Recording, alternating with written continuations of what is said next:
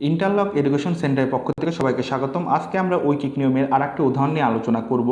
এটা একটা চৌবাচ্চার অঙ্ক। সাধারণত আমরা দেখি কি বিভিন্ন প্রস্তুতিমূলক পরীক্ষায় কিংবা চাকরির পরীক্ষায় এই ঐকিক নিয়মের চৌবাচ্চা থেকে একটা করে অঙ্ক দেয়, কিন্তু এই চৌবাচ্চার অঙ্কগুলোর মোটামুটি 8-10টা নিয়ম আছে যে অঙ্কগুলো আমাদের খাতায় করতে কমসে কম 10টা মিনিট সময় লাগে। যদি আমরা এই সূত্রগুলোর মুখস্থ করি বুঝে, তাহলে আমাদের এই অঙ্কগুলো করতে সর্বোচ্চ গেলে 10 সেকেন্ড সময় লাগবে। তো আমরা আসলে বুঝে আসি যে কোন সূত্র কোন অঙ্কে ব্যবহার করব শর্টকাট টেকনিক হিসাবে। যেরকম এখানে বলতেছে প্রথম নল দ্বারা 15 মিনিটে, দ্বিতীয় নল দ্বারা 20 মিনিটে একটি চৌবাচ্চা পূর্ণ হতে পারে। তার মানে এই হলো একটা চৌবাচ্চা। তাহলে প্রথম নল দ্বারা পূর্ণ হয় কত মিনিটে? 15 মিনিটে। দ্বিতীয় নল দ্বারা পূর্ণ হয় কত মিনিটে? 20 মিনিটে।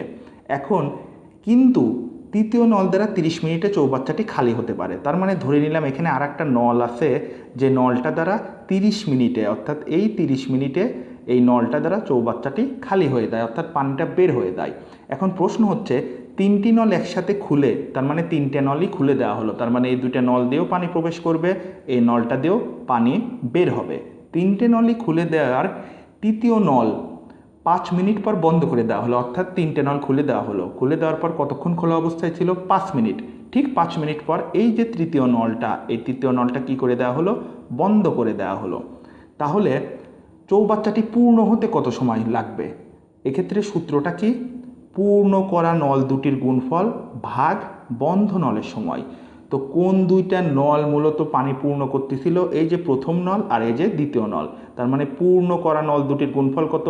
15 গুণন 20, এই যে বসলো 15 গুণন 20 ভাগ বন্ধ নলের সময়।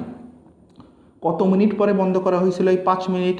তার মানে কি এখন যদি আমরা চিন্তা করি যে বন্ধ নলের সময় আসলে এই 5 মিনিট পরে কিন্তু বন্ধ করা হয়েছিল, কিন্তু কোন নলটা বন্ধ করা হয়েছিল? এই যে তৃতীয় নলটা। তৃতীয় নলটা কত মিনিটে খালি করতে? 30 মিনিট। তার মানে কি বন্ধ নলের সময় কত হবে? 30। তার মানে 15 গুণন 20 ভাগ 30, অ্যান্সার আসছে কত? 10 মিনিট। অর্থাৎ যদি 5 মিনিট পরে নলটা বন্ধ করে দেওয়া হয় তৃতীয় নলটা, তাহলে পরে চৌবাচ্চাটি পূর্ণ হতে কত সময় লাগবে? 10 মিনিট। আর একটা উদাহরণ থেকে দেখে আসি।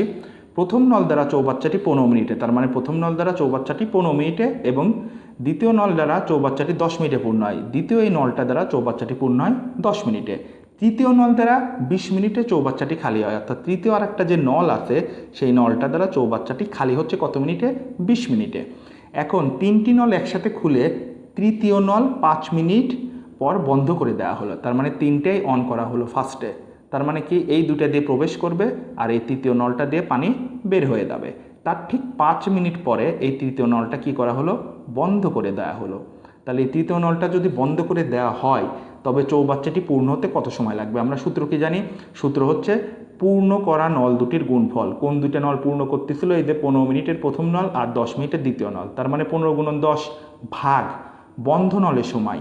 কোন নলটা বন্ধ করা হয়েছিল? এই যে তৃতীয় নল, যেটা 20 মিনিটে পূর্ণ চৌবাচ্চাটি খালি করে দেয়, তার মানে সেটা ভাগ কত হবে? 20।